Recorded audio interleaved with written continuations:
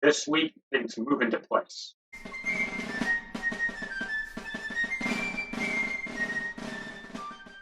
On the 9th, the Union captures Baton Rouge. A single gunboat goes up and takes the former Confederate state capital without any resistance. This is the second Confederate state capital to fall. The city is of small economic importance, but the blow to the Confederacy is sharp. Louisiana becoming the next Tennessee would end the Confederacy. On the 10th, the Battle of Fort Pillow. 7 Union gunboats are moving down the river when the Confederates deploy their own naval vessels. The CSS Earl Van Dorn moves up and rams the USS Mound City. Crash! Multiple Union ships are also rammed, and the Union has to disengage. On the 11th, bang! The CSS Virginia is no more.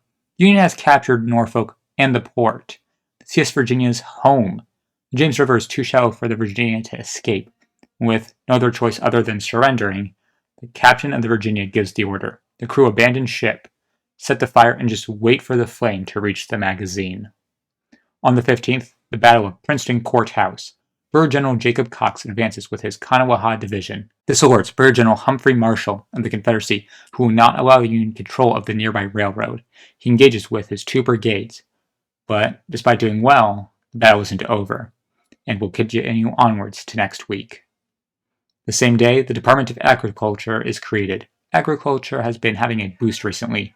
Demand is high with the U.S. government desperately trying to feed its army. Animals are needed to pull weapons and carry supplies. Plus, agriculture has an ally in the White House, the President himself. On December 3, 1861, Lincoln addressed Congress. Agriculture, confessedly the largest interest of the nation, has not a department nor a bureau, but a clerkship only assigned to it in the government.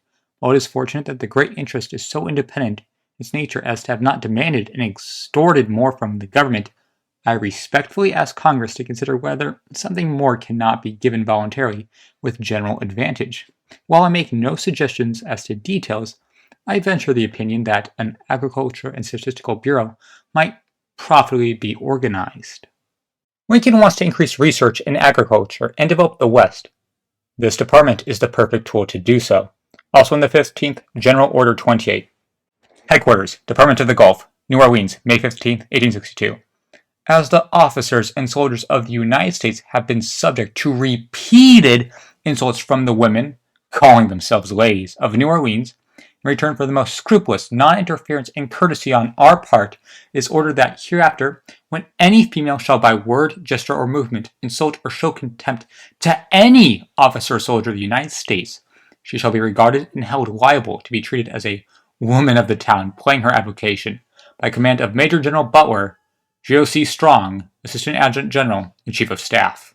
The women of New Orleans have been known to unleash their chamber pots on Union soldiers, insult them, and assault them. Though to be clear, this does not mean the Union can treat women as prostitutes, just as hostile, a kick for a kick. This order is decried from the Confederates, and Butler is labeled a beast. Even across the Atlantic has Butler generated anger amongst the House of Lords. Most heinous proclamation and one of the grossest, most brutal, and most unmanly insults to every woman in New Orleans. Final thing this week is the Battle of Drury's Bluff.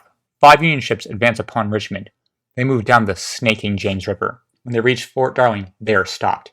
Only 8 cannons between them and the Confederate capital. For 3 hours they go back and forth. The Union has to withdraw. The Union suffered 47 casualties and only 1 ship got away unscathed. The Confederates took 15 casualties.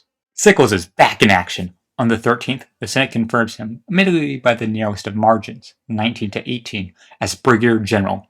Colonel Graham, Sickles' friend, no longer needs to protest and returns to service. Sickles runs towards the peninsula to save his brigade and the Union. And that's where the week ends. Chaos in New Orleans and the peninsula. Williamsburg allowed the Confederates to escape. But as things stand, the Confederate capital is set to be the next battlefield. And will it survive is the question that remains.